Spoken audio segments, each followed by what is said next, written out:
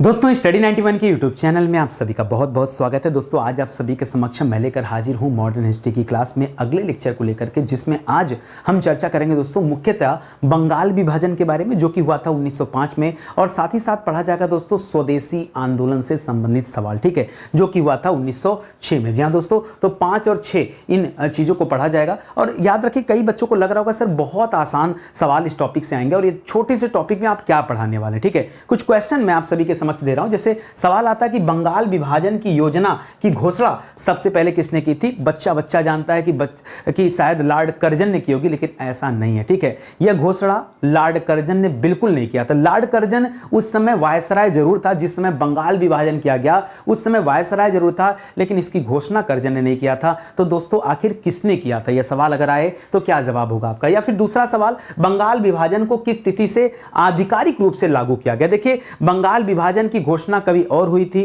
प्रस्तुत कभी और किया गया था और लागू कभी और किया गया है। तो 3 तिथियां हैं यहां पर। कितनी तिथियां हैं? 3 तिथियां। लेकिन आपको तो 1905 से मतलब है, 1905 से काम नहीं चलने वाला। परीक्षा में अगर इस तरह से डीप सवाल बनेंगे और इसके आधार पर, ऐसा नहीं कि सवाल कैसे, सवाल बनता है दोस्तों कूट के आधार पर, सवाल बनता है कोई कथन कारक के आधार पर, और तब दोस्तों वहां पर डेट वाली बात फंसती है और वहां पर जाके कंफ्यूजन होता है। अगला सवाल देखिए, बंगाल विभाजन के समय बंगाल का लेफ्टिनेंट गवर्नर कौन था। आप जानते हैं वायसराय के बारे में, ठीक है। और बच्चा जानता है कि उस समय बंगाल का वायसराय तो कर्जन था, लेकिन मैं आपसे ये नहीं जानना चाहता। मैं आपसे जानना चाहता हूं कि जिस समय बंगाल विभाजन हुआ उस समय लेफ्टिनेंट गवर्नर कौन था, वो भी बंगाल का। जी हां, तो ये अच्छा सवाल है। किस पत्र में सर्वप्रथम बहिष्कार का सुझाव दिया गया। बंगाल विभाजन हुआ तो बंगाल विभाजन का बहिष्कार किया जा रहा था, तो सबसे पहले किस पत्र में दोस्तों, वो कौन सी पत्रिका थी, उसका संपादन किसने किया था, कब किया था, जिसमें पहली बार बहिष्कार की बातें की गई। या फिर इंडियन होम रूल सोसाइटी की स्थापना किसने की थी। क्या लगा आपको? उत्तर होगा बाल गंगाधर तिलक, या फिर एनी बेसेंट आप बोलना चाहते हैं तो ये दोनों लोग नहीं है। ये इंडियन होम रूल सोसाइटी की बात करेगा, ये अलग है। जो आप पढ़ते हैं वो होम रूल एसोसिएशन है या इंडियन होम रूल सोसाइटी है, अंतर है, समझिए। नितिन सर की क्लास और हमेशा आपको कुछ नया मिलता है, ठीक है। तो आइए इस तरह के शानदार सवालों पर आज की क्लास लेते हैं, जो क्लास है दोस्तों 122वीं क्लास, ठीक है। इसके पहले कुल 121 लेक्चर में दे चुका हूं, ठीक है। तो आप सोच ही सकते हैं कि जो इंसान आज की क्लास में इतना बेहतर सवाल लेकर आ सकता है, बाकी के 121 लेक्चर भी आपके लिए बहुत इंपॉर्टेंट है। और दोस्तों क्वेश्चन नंबर 3631 से लेकर के 3660 तक के सवाल आपके कवर हो जाएंगे अगर आप आज की क्लास ले लेते हैं तो, ठीक है। यानी 3650 सवाल ये आपके रेडी हो गए हैं। तो चलिए देखते हैं कि क्या कुछ नया हमें देखने को मिलता है। याद रखिएगा दोस्तों, ये डेमो क्लास है। अभी वर्तमान में दोस्तों हमारा मॉडर्न हिस्ट्री का एक बैच लॉन्च हुआ है। मैं कह रहा हूं कि दोस्तों अगर आपको रत्ती भर भी भरोसा है स्टडी 91 पर, मात्र 99% की बात नहीं करूंगा, अगर आपको 1% भी भरोसा है तो आप उस 1% के भरोसे इस मॉडर्न हिस्ट्री की बैच को ज्वाइन कर लो। मेरे कहने से दोबारा दोस्तों आप खुद डिमांड करोगे और 99 बार आप मुझे फोन करोगे, सर मुझे ज्योग्राफी चाहिए, मुझे पॉलिटी चाहिए, मुझे साइंस चाहिए। ये आप कहोगे, दोबारा हमें कहने की जरूरत नहीं होगी। और ये आपकी भलाई के लिए बता रहा हूं। जितना जल्दी आप ज्वाइन कर लेंगे उतना जल्दी आपका कोर्स कवर हो जाएगा, उतनी जल्दी आपकी तैयारी हो जाएगी। क्योंकि एक बार पढ़कर भारत का कोई भी एग्जाम आप क्लियर कर लेंगे अगर आप इस मास्टर बैच को ज्वाइन कर लेते। तो हमारा हेल्पलाइन नंबर है, कॉल करके संपर्क कर सकते हैं। सीधे आते हैं सवालों पर। तो ध्यान दीजिएगा दोस्तों, आज हमारा 122वां दिन है, बहुत इंपॉर्टेंट, और 3631 से लेकर 3660 तक के सवाल करेंगे। बंगाल विभाजन की चर्चा करेंगे और स्वदेशी आंदोलन की चर्चा करेंगे। पहला ही सवाल मैंने ऐसा रखा है कि तमाम लोगों की बुद्धि भ्रष्ट हो जाए। जी हाँ, तो सवाल क्या कर रहा है सुनिए। ढाका को मुस्लिम आबादी वाले प्रांत की राजधानी बनाने हेतु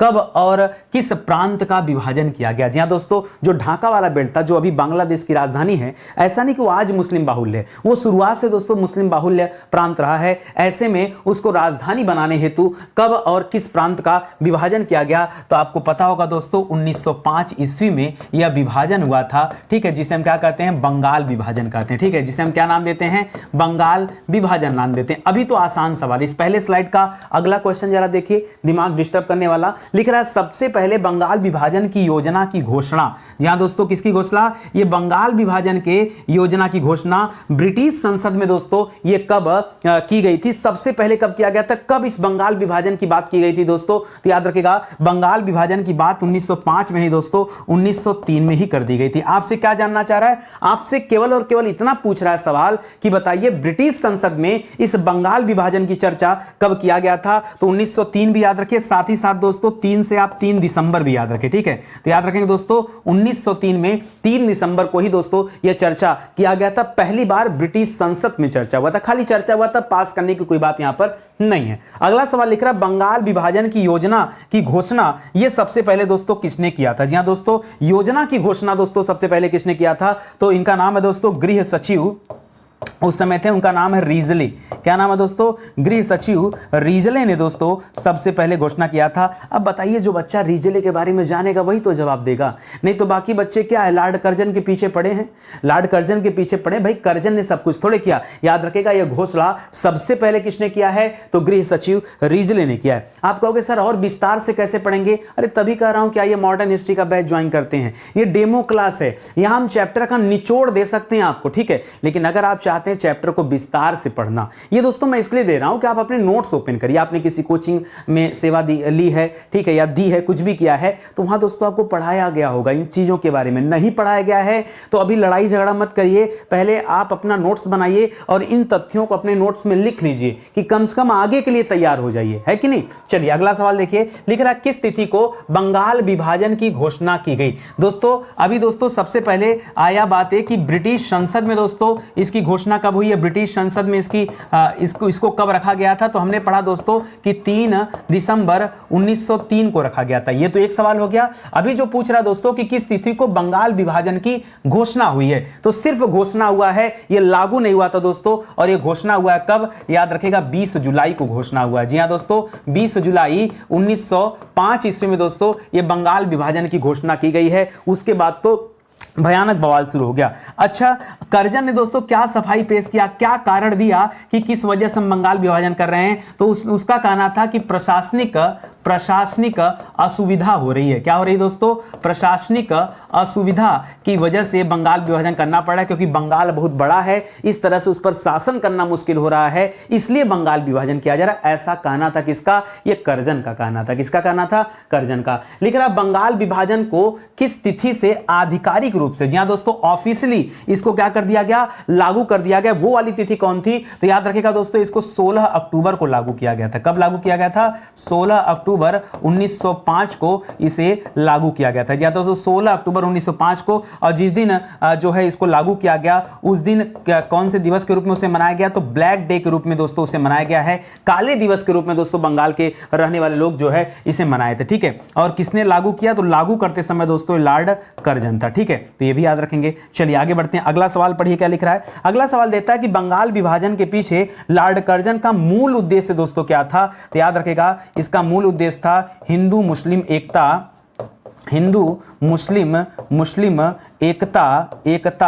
को तोड़ना। जी हां दोस्तों, हिंदू मुस्लिम एकता को तोड़ना ये दोस्तों मूल मंत्र था। और इसीलिए दोस्तों ये लॉर्ड कर्जन ने बंगाल विभाजन किया। जी हां दोस्तों, लॉर्ड कर्जन ने बंगाल विभाजन सिर्फ और सिर्फ दोस्तों इसीलिए किया है कि हिंदू मुस्लिम एकता टूट जाए, दोनों के बीच में जो ये एकता की भावना है ये नहीं रहनी चाहिए। क्योंकि 1857 की क्रांति जब हुई है, आप उठा के देख लीजिए, भारत में क्रांति कई जगह पर हुई, यहां पर हिंदू मुस्लिम ने एक समान सहयोग दिया है, एक समान भारत की आजादी के लिए उन्होंने अपनी लड़ाइयां लड़ी हैं। लेकिन यहां से दोस्तों अब अंग्रेजों के द्वारा फूट डाला जाएगा, अलग किया जाएगा, और इसी वजह से दोस्तों क्या होता है, यहां पर फूट पड़ भी जाती है, ठीक है। चलिए आगे बढ़ते हैं। अगला सवाल लिख रहा है कि लंदन में दोस्तों किसने कहा था कि अविभाजित बंगाल एक महाशक्ति है जिसे विभाजन के द्वारा ही खंडित किया जा सकता है। यह महाशक्ति किस वजह से कहा गया दोस्तों? ये जो महाशक्ति शब्द लिखा है, यह महाशक्ति क्यों कहा जा रहा है पता है आपको? यह महाशक्ति इसलिए कहा जा रहा है क्योंकि यहां पर हिंदू मुस्लिम एकता देखने को मिलता है। क्या मिलता है? हिंदू मुस्लिम एकता देखने को मिलता है। और जब तक एकता है तब तक इसे तोड़ना संभव नहीं है, और इसी का विभाजन करके अब इसे तोड़ा जाएगा। तो ये किसका कथन है? याद रखिएगा लॉर्ड कर्जन का ही कथन है। जी हां दोस्तों, और कर्जन ने कथन कहां पर कहा था? तो ये लंदन में जाकर कहा था, ठीक है। अगला सवाल दे रहा कि बंगाल विभाजन के समय बंगाल का लेफ्टिनेंट गवर्नर कौन था? देखिए सवाल पूछेगा कि बंगाल का गवर्नर जनरल, तो ये गलत सवाल है क्योंकि गवर्नर जनरल का पद उस समय था ही नहीं। सवाल क्या पूछना चाहिए दोस्तों कि बंगाल का वायसराय कौन था? बंगाल का वायसराय कौन था? तो वायसराय था दोस्तों लॉर्ड कर्जन वायसराय था। यहां पर सवाल क्या दे रहा है दोस्तों? यहां पर नया सवाल दे रहा है, यहां पर आपसे लेफ्टिनेंट गवर्नर के बारे में पूछ रहा है, ना कि गवर्नर के बारे में पूछ रहा है। तो लेफ्टिनेंट गवर्नर कौन था दोस्तों? याद रखिएगा इसका नाम था सर एंड्रयूज फ्रेजर। क्या नाम था? सर एंड्रयूज फ्रेजर नाम है दोस्तों। ये उस समय बंगाल का क्या था, लेफ्टिनेंट गवर्नर था, बंगाल का लेफ्टिनेंट गवर्नर था, इसे याद रखेंगे। अगला सवाल, बंगाल विभाजन में किन मुस्लिम बाहुल्य क्षेत्रों को एक साथ रखा गया? तो बंगाल में दोस्तों जो आपका बांग्लादेश वाला क्षेत्र था, ठीक है, जो आपका बांग्ला, लेकिन दोस्तों यहां पे बांग्लादेश बोलना तो सही है नहीं, क्योंकि बांग्लादेश तो उस समय था नहीं, तो बांग्लादेश को रख दो साइड में। दोस्तों असम जानते हैं ना, असम का दोस्तों जो क्षेत्र था ये मुस्लिम बाहुल्य था। इसके अलावा बंगाल को क्या कहते थे, उसमें पूर्वी बंगाल कहते थे, ठीक है, बंगाल को क्या कहा जाता था दोस्तों, पूर्वी बंगाल कहा जाता था। तो इन दोनों को एक साथ रखा गया और इस क्षेत्र के लिए जो राजधानी चुना गया, वो राजधानी दोस्तों किसे चुना गया था, ढाका को राजधानी चुना गया। सुनिए मैं क्या कहना चाह रहा हूं दोस्तों, मैं आपको बताना चाह रहा हूं कि बंगाल विभाजन जब हुआ तो हिंदू बाहुल्य क्षेत्र एक तरफ हो गए और मुस्लिम बाहुल्य क्षेत्र एक तरफ हो गए। मुस्लिम बाहुल्य क्षेत्रों में पूर्वी बंगाल, क्योंकि बांग्लादेश को उसमें पूर्वी बंगाल कहा जाता था, ठीक है। आज बांग्लादेश जो शब्द आया वो तो 1971 की लड़ाई के बाद दोस्तों आया है, तो याद रखेंगे शुरुआत में से पूर्वी बंगाल कहते थे। तो पूर्वी बंगाल और असम के क्षेत्र को मिलाकर के एक मुस्लिम बाहुल्य क्षेत्र बनाया गया जिसकी राजधानी ढाका रखी गई, ठीक है। इसी तरह से बंगाल और बिहार को मिलाकर के, बंगाल, बिहार, उड़ीसा, इन तीनों को मिलाकर के क्या चुना गया दोस्तों, वहां पर देखिए बंगाल विभाजन में हिंदू बाहुल्य क्षेत्र की बात करेगा तो क्या बताएंगे, याद रखेगा यहां पर पश्चिमी बंगाल की बात करिएगा, पश्चिमी बंगाल की बात करेगा, बिहार की बात कीजिएगा और उड़ीसा की बात करेगा, ठीक है, उड़ीसा की बात करेगा। इसको दोस्तों कहां रखा गया, हिंदू बाहुल्य में रखा गया। और हिंदू बाहुल्य क्षेत्रों के लिए राजधानी किसे चुना गया, तो जैसे वहां पर राजधानी ढाका चुना गया था, यहां राजधानी दोस्तों कलकत्ता को चुना गया, ठीक है। किसे राजधानी चुना गया, कलकत्ता को चुना गया। अभी आपसे एक अलग सवाल कर रहा है, लिख रहा है बंगाल विभाजन के बाद ये पूर्वी बंगाल और असम का जो क्षेत्र किसके लिए बनाया गया दोस्तों, मुस्लिम बाहुल्य क्षेत्र था। यहां पर दोस्तों एलजी किसे चुना गया, लेफ्टिनेंट गवर्नर को इसे चुना गया। तो याद रखेगा यहां पर लेफ्टिनेंट गवर्नर ब्लूमफील्ड को चुना गया, गवर्नर, ठीक है, लेफ्टिनेंट गवर्नर किसे चुना गया दोस्तों, इस व्यक्ति का नाम क्या है, ब्लूमफील्ड। क्या नाम है दोस्तों, ब्लूमफील्ड को याद रखेगा चुना गया। पूरा नाम था ब्लूमफील्ड फुलर, ठीक है, बूमफील्ड फुलर नाम था, इसे चुना गया। और आपको याद होगा दोस्तों यह क्षेत्र क्या है दोस्तों, ये मुस्लिम बाहुल्य क्षेत्र है। क्या है, यह मुस्लिम बाहुल्य क्षेत्र है। इसी तरह से मुस्लिम बाहुल्य क्षेत्र है। इसी तरह से जो हिंदू बाहुल्य क्षेत्र था, अगर हम बात करें हिंदू बाहुल्य क्षेत्र की, तो हिंदू बाहुल्य क्षेत्र में दोस्तों एलजी किसे चुना गया, ठीक है, ठीक है। तो यहां पर याद रखेगा, यहां पर लेफ्टिनेंट गवर्नर जो पहले था वही है, ठीक है। तो यहां पर पहले कौन था दोस्तों, तो आपने पढ़ा एंड्रयूज फ्रेजर के बारे में। किसके बारे में पढ़ा, सर एंड्रयूज फ्रेजर के बारे में, जो दोस्तों पहले बंगाल का था वो अभी भी बंगाल में। तो पश्चिमी बंगाल और बिहार और उड़ीसा, ये जो आपके हिंदू बाहुल्य क्षेत्र थे, ये इनकी राजधानी कलकत्ता बनाई गई। और एलजी कौन है दोस्तों, तो याद रखेगा सर एंड्रयूज फ्रेजर, इसके एलजी हैं, लेफ्टिनेंट गवर्नर हैं। बातें समझ में आ रही हैं आपको अच्छे से, कोई दिक्कत, कहीं पे कोई कंफ्यूजन नहीं है ना, अच्छे से देखिए, क्लियर करते चलिए। क्या पढ़ा क्या नहीं पढ़ा मैटर नहीं करता, अब हम क्या पढ़ रहे हैं, अब हम कितने अच्छे से चीजों को ध्यान दे रहे हैं, ये दोस्तों मैटर करता है, ठीक है। तो चलिए आगे बढ़ते हैं, अगला सवाल देखते हैं। अगला सवाल दे रहा है कि बंगाल विभाजन के समय पूरे बंगाल में किस तिथि को दोस्तों शोक के रूप में प्रस्तुत किया गया। तो देखिए बंगाल विभाजन की घोषणा 16 अक्टूबर को हुई थी, ठीक है। बंगाल विभाजन की घोषणा कब हुई थी, याद रखेंगे 16 अक्टूबर को हुई थी और 1905 में हुई थी, ठीक है। और आपको मैंने पीछे भी बताया कि इस दिन को ब्लैक डे के रूप में मनाया गया। किसके रूप में मनाया गया दोस्तों, तो याद रखेंगे ब्लैक डे के रूप में। तो सिंपल सी बात है, यही तो शोक प्रस्तुत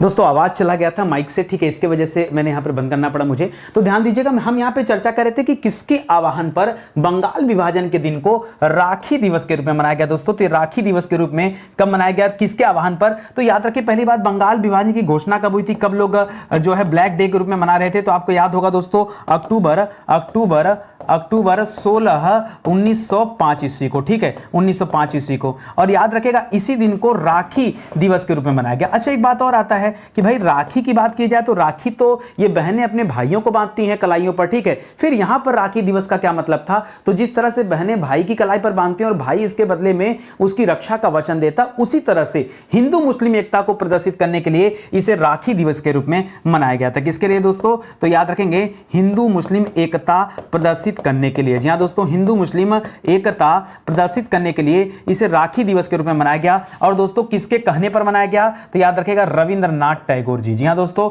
रविंद्रनाथ टैगोर जी के कहने पर दोस्तों, टैगोर जी के कहने पर दोस्तों इसे मनाया गया था। इसे भी याद रखेंगे, ठीक है। तो ये सब दोस्तों इंपॉर्टेंट सवाल है और इसी तरह से सवाल पूछे जाते हैं, कॉन्सेप्ट बल्कि आपका क्लियर होना चाहिए, ठीक है। अगला सवाल दे रहा है कि बंगाल विभाजन के विरोध में कौन सा आंदोलन आरंभ हुआ, ठीक है। अब बंगाल विभाजन में ना लोग बार सोचते हैं कि बंग भंग आंदोलन, नहीं, बंग भंग तो दोस्तों बहुत पहले था, वो तो हेनरी विवियन डेरोजियो की बात करते हैं और वो लगभग 80-90 साल पहले का आंदोलन था, उसका यहां कोई लेना देना नहीं। यहां पर दोस्तों बंगाल विभाजन के विरोध में कौन सा आंदोलन स्टार्ट हुआ है? तो याद रखेगा, स्वदेशी आंदोलन। कौन सा आंदोलन दोस्तों? याद रखेंगे, स्वदेशी आंदोलन भारत में प्रारंभ होता है। और यह स्वदेशी आंदोलन कब प्रारंभ होता है? क्योंकि 5 में विभाजन हुआ था, तो 1906 ईस्वी की बात करेगा। 1906 में यह बंगाल विभाजन के विरोध में क्या चला है? स्वदेशी आंदोलन चला है। तो इसे भी आप ध्यान में रखेंगे, ठीक है। इसी तरह से सवाल पूछे जाते हैं और टेक्निकल सवाल कैसे बनते हैं ये भी आप ध्यान दे पा रहे होंगे। स्टडी 91 के प्लेटफॉर्म से दोस्तों कई सारी किताबें लॉन्च की गई हैं। अगर आपको जरूरत हो तो आप किताबें खरीद सकते हैं। अलग अलग विषय के लिए, अलग अलग परीक्षाओं के लिए किताबें आई हैं। ये ट्रायल के रूप में दोस्तों इतनी किताबें यहां पर रखी गई हैं। ये हमारा हेल्पलाइन नंबर है। जरूरत है, नहीं समझ में आ रहा है कि सर कैसे खरीदा जाए, कैसे कोर्स ज्वाइन किया जाए, या जो भी आपकी समस्याएं हो, आप इस नंबर पर कॉल कर सकते हैं या व्हाट्सएप के माध्यम से संपर्क कर सकते हैं, ठीक है। आइए आगे बढ़ते हैं, अगले सवाल को देखते हैं। अगला सवाल दे रहा दोस्तों कि स्वदेशी आंदोलन के समय आमार सोनार बंगला नामक प्रसिद्ध गीत किसने लिखा था? तो याद रखें दोस्तों, इस गीत को रविन्द्रनाथ टैगोर जी ने ही लिखा था। जी हां दोस्तों, रविन्द्रनाथ टैगोर जी ने ही इस गीत को लिखा था, जो आगे चल के ये बांग्लादेश जब देश बन जाता है दोस्तों, जब ये बांग्लादेश बनता है तब दोस्तों उसकी राष्ट्रगीत बनती है। क्या बनती है दोस्तों? उसका राष्ट्रगीत बनता है, ठीक है। इसको भी ध्यान देंगे दोस्तों। अच्छा, राष्ट्रीय गीत की बात करें हमारे देश में अगर बात करेंगे तो रविन्द्रनाथ टैगोर ने जो जनगण मन लिख के दिया है, जनगण मन जो लिखा दोस्तों, ये जनगण मन क्या दोस्तों? ये राष्ट्रगान है। बहुत सारे बच्चे कंफ्यूज होते हैं राष्ट्रगीत और राष्ट्रगान में। ये राष्ट्रगान है। और अगर हम राष्ट्रगीत की बात करें तो हमारे यहां पर राष्ट्रगीत कौन सी है दोस्तों? तो हमारा राष्ट्रगीत की क्या है दोस्तों? याद रखेगा, वंदे मातरम। जी हां दोस्तों, सुजलाम सुफलाम मलयज शीतलाम, ठीक है। ये जो वंदे मातरम पढ़ते हैं दोस्तों, वो हमारा क्या है? वो राष्ट्रगीत। और राष्ट्रगीत किसने लिखा? बंकिम चंद्र चटर्जी ने लिखा है, ठीक है। तो सारी बातें एकदम ध्यान में रखिएगा। लिख रहा, विदेशी वस्तुओं के बहिष्कार का निर्णय स्वदेशी आंदोलन की यह किस तिथि को लिया गया दोस्तों? किस तिथि को लिया गया? तो देखिए, बहिष्कार का निर्णय शुरू में ही आ चुका था। अब यहां पे बहुत समझने वाली बात है दोस्तों, 7 अगस्त को ही, जी हां दोस्तों, 7 अगस्त 1905 को ही बहिष्कार करने का निर्णय ले लिया गया था। क्यों? क्योंकि घोषणा तो पहले हो चुकी थी ना। घोषणा के ठीक बाद दोस्तों ये निर्णय ले लिया गया था। आगे चल के जब इसे लागू किया जाता 16 अक्टूबर को, तब वो दिन अलग है, ठीक है। तो बहिष्कार वाली बात कब है दोस्तों? तो 17 अगस्त याद रखेंगे। लिख रहा, किस पत्र में सर्वप्रथम बहिष्कार का सुझाव दिया गया? जी हां दोस्तों, अच्छा, किस पत्र में दोस्तों इस बहिष्कार का सुझाव दिया गया? तो बहिष्कार का सुझाव जो आया था यह पहली बार संजीवनी नामक एक पत्र में दिया गया। किस पत्र में दोस्तों? याद रखेंगे, संजीवनी नामक पत्र में पहली बार दोस्तों बहिष्कार की बात की गई थी। और आपके दिमाग में आ रहा होगा कि संजीवनी पत्र किसने तैयार किया है? तो इनका नाम था दोस्तों कृष्ण कुमार मित्र। क्या नाम था? कृष्ण कुमार मित्र नाम था। तो इसे भी याद रखेंगे। इस सवाल पे स्टार लगाएगा दोस्तों, एक बार आप सर्च करेगा। थोड़ा सा मन में डाउट आ रहा है कि 17 अगस्त ही होना चाहिए, 17 अक्टूबर है। कहीं ऐसा तो नहीं कि 16 तारीख को पहले जो अभी जब इसकी घोषणा हुई तो उसके बाद स्वदेशी आंदोलन का रूप लेता है दोस्तों ये, ठीक है। हालांकि स्वदेशी आंदोलन का जो संबंध है वो 1906 से है, लेकिन ये बहिष्कार का निर्णय ये जो आया था दोस्तों, ये शुरुआत में ही आ गया था, बाद में चीजें आई। तो एक बार आप सर्च कर लीजिएगा यहाँ पर ये चीजें सही कि नहीं। बाकी के जो तथ्यों क्लियर है। देखिए, जब कभी मैं आपको कहीं डाउट होता है, जब कहीं मैं किसी परेशानी में होता हूं तभी स्टार लगाता हूं कि भाई एक बार आप भी चेक कर लीजिए। क्यों? मैं स्वयं को गूगल नहीं समझता और एक सामान्य टीचर की भांति, आपके भाई की भांति आपको तथ्यों को दे रहा हूं, समझा रहा हूं। तो कहीं अगर लगता है मन में कि नहीं यहां पर ही बट हो सकता है, तो मैं पहले स्टार लगा देता हूं कि भैया यहां पर थोड़ा सा आप मेरा सहयोग करिएगा। देखिए जो क्लास चल रही है ना, ये हमारे आपके सहयोग से चल रही है, ठीक है। तो एक बार थोड़ा सा चीजें देखिएगा। अगला सवाल देखिए, स्वदेशी आंदोलन के दौरान ये जो कृष्ण कुमार मित्र जी हैं, जिनके बारे में अभी हमने पढ़ा है कि दोस्तों संजीवनी पत्रिका ये इन्हीं की थी, और इस संजीवनी पत्रिका में दोस्तों पहली बार बहिष्कार के बारे में बात कही गई थी, ठीक है। तो लिख रहा है दोस्तों, इनके द्वारा किस संस्था के आगे चल के स्थापना किया जाता है? तो इन्होंने बनाया दोस्तों एक एंटी सर्कुलर सोसाइटी। क्या बनाया दोस्तों? आगे चल के इन्होंने क्या बनाया? एंटी सर्कुलर सोसाइटी का निर्माण किया दोस्तों, ये भी याद रखेंगे, ठीक है। तो अच्छा सवाल है। अगला सवाल दे रहा है कि बंगाल विभाजन के विरोध में विद्रोह का नेतृत्व दोस्तों किसने किया था? तो याद रखेगा यह नेतृत्व आगे चल के सुरेंद्रनाथ बनर्जी जी ने किया। किसने किया दोस्तों? सुरेंद्रनाथ बनर्जी। ये बहुत बेहतरीन व्यक्ति थे पूरे बंगाल में, आप कह सकते हैं। इन्होंने दोस्तों जब जिम्मा उठाया तब ये बंगाल विभाजन बड़े पैमाने पर हुआ, ठीक है। और आगे चल के अंग्रेजों को बंगाल विभाजन को रद्द करना पड़ा। क्यों? कोई ऑप्शन नहीं था, ठीक है, कोई ऑप्शन नहीं था। लिख रहा है न्यायिक समिति की स्थापना किसने और कब, किसने और कहां किया है, ठीक है। ये न्यायिक समिति था क्या सर, जो बाद में बनाया गया? तो याद रखेगा एक व्यक्ति थे वहीं बंगाल में, उनका नाम था अश्विनी कुमार दत्त। क्या नाम था दोस्तों? अश्विनी कुमार दत्त जी। इन्होंने आगे चल के दोस्तों एक न्यायिक समिति की स्थापना किया, और इस न्यायिक समिति को आगे नाम दिया जाता है स्वदेश बांधव समिति। क्या नाम दिया जाता है? स्वदेश बांधव समिति, ठीक है। तो परीक्षा में ना ये स्वदेश बांधव समिति पूछा जाता है, न्यायिक समिति नहीं पूछता, सीधे सीधे क्या पूछता है? स्वदेश बांधव समिति का स्थापना किसने किया है? तो अश्विनी कुमार दत्त जी ने किया। और कहां पर? एक जगह था बंगाल में बारीसाल। कौन सा जगह था दोस्तों? बारीसाल जगह था। ये उस बारीसाल जगह पर दोस्तों अश्विनी कुमार दत्त जी ने स्वदेश बांधव समिति की स्थापना किया है, जिसे न्यायिक समिति के नाम से जानते हैं, ठीक है। अगला लिख रहा दोस्तों इंडियन होम रूल सोसाइटी। देखिए मैंने पहले भी आपसे कहा कि आप गलती से यहां पर ना तो बाल गंगाधर तिलक का नाम लेंगे, ना ही एनी बेसेंट का नाम लेंगे, और ना ही 1915 की बात करेंगे। क्यों? क्योंकि दोस्तों इसकी स्थापना 1905 में ही हो चुकी थी। जी हां दोस्तों, 1905 में हो चुका था। और भारत में दोस्तों इसकी स्थापना कहां हुई थी? लंदन में हुआ था, ठीक है। और किसने किया था? तो आपने एक व्यक्ति का नाम सुना होगा, श्यामजी कृष्ण वर्मा का। सुना है कि नहीं?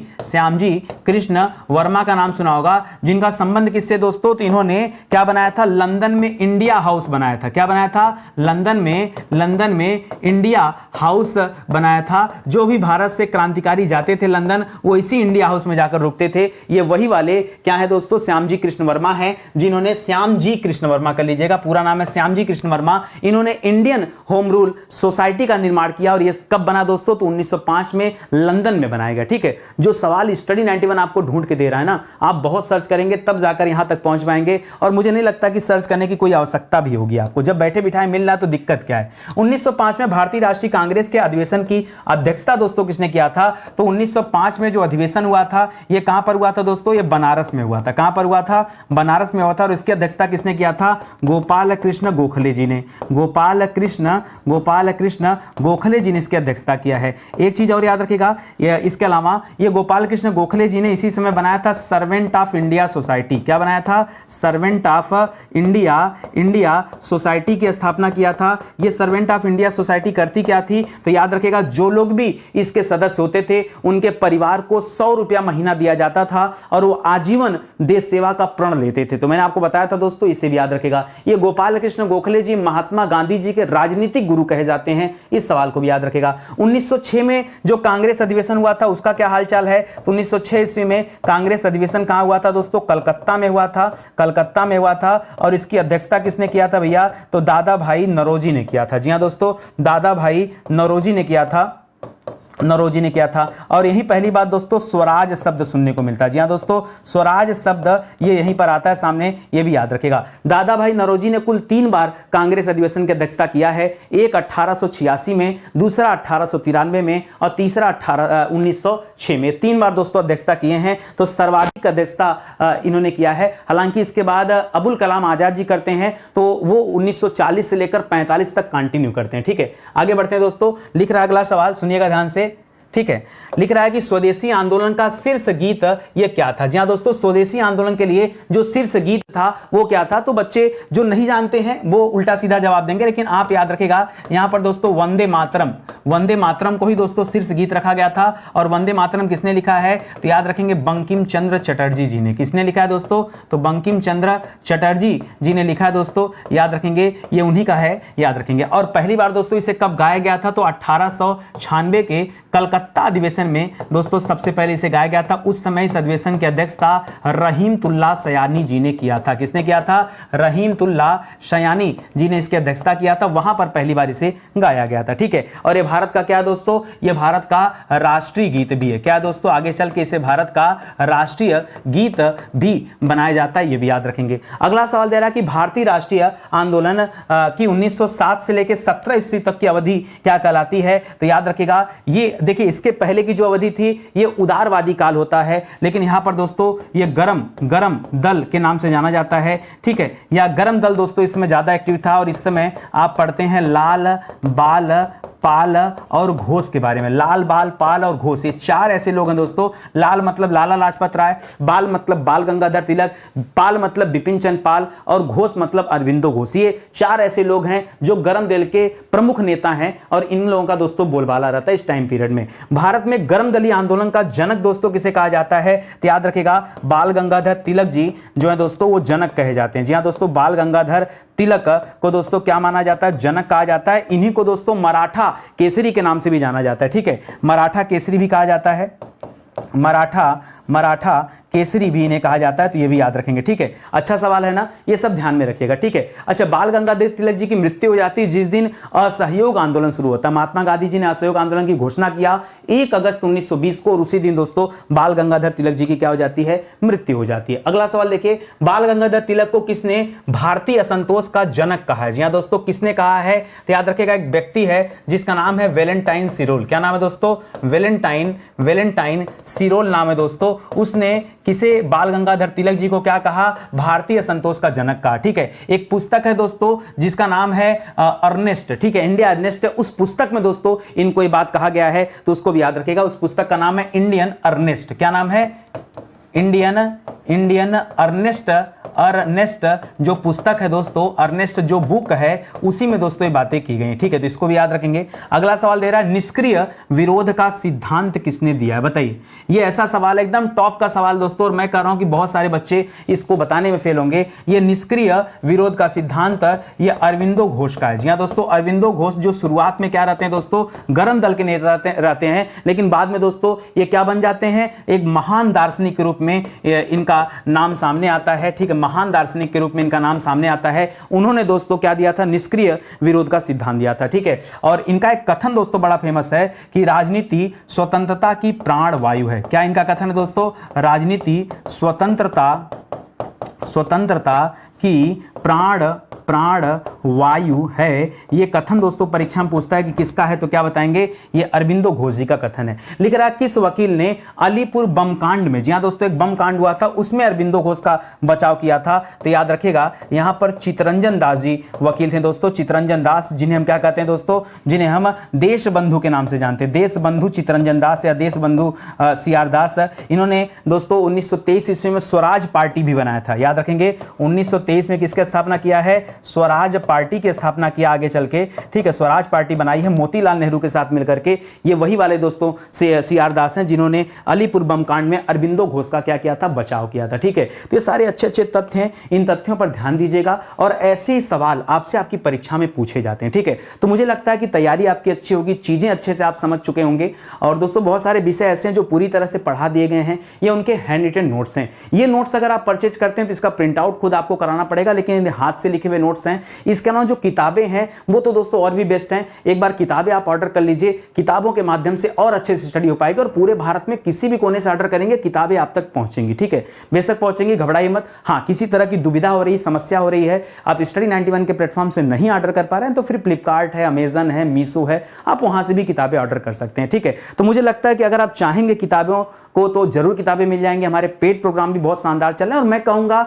ज्यादा कुछ नहीं, आप मॉडर्न हिस्ट्री का बैच ज्वाइन करके देखो। पहले एक बार डिसाइड तो करो, एक बार भरोसा करके आओ तो सही, देखो तो मैं आपको क्या देना चाह रहा हूं। आपने दुनिया में बहुत पैसे इधर उधर खर्च किए होंगे, मैं कहता हूं थोड़े और सही, थोड़े और सही, बहुत ज्यादा नहीं दोस्तों, बहुत कम है। और जो चीजें मैं आपको देने वाला हूं ना, वाकई उन चीजों को पढ़ने के बाद आपको लगेगा कि आज तक हमने अपना जितना समय बर्बाद किया है, अब अगर बर्बाद कर दिया अपना 1 घंटा 1 मिनट भी, तो फिर अपने ऊपर ही पछतावा होगा, दूसरे के ऊपर नहीं। ठीक है, तो एक मौका दीजिए, जुड़िए स्टडी 91 के प्लेटफॉर्म के साथ और हमारे फाउंडेशन बैच को ज्वाइन करिए। निवेदन है सिर्फ मॉडर्न हिस्ट्री का बैच ज्वाइन करिए, बाकी चीजें बाद में करिएगा। अगर पसंद आएगा तो करिएगा ना, मैं तो सीधे तौर पे कर रहा हूं, अगर पसंद आएगा तो करिएगा। अब मैं आपको बता दूं, आप दिल से ईमानदारी से बता रहा हूं दोस्तों, उस वीडियो को देखने के बाद, उस बैच को लेने के बाद ना, आप खुद कहोगे नहीं सर हमें पॉलिटी दीजिए, हमें और बैच दीजिए, क्योंकि हमें आवश्यकता है, हमारा एग्जाम है, हमको जल्दी से बैच चाहिए, ये आप कहोगे। ठीक है, फिलहाल हम तो मेहनत कर ही रहे हैं, जल्दी से आइए, ज्वाइन कर लीजिए, यही आपसे निवेदन है। ठीक है, मिलते हैं दोस्तों अगले लेक्चर में, तब तक के लिए बहुत बहुत धन्यवाद आपका।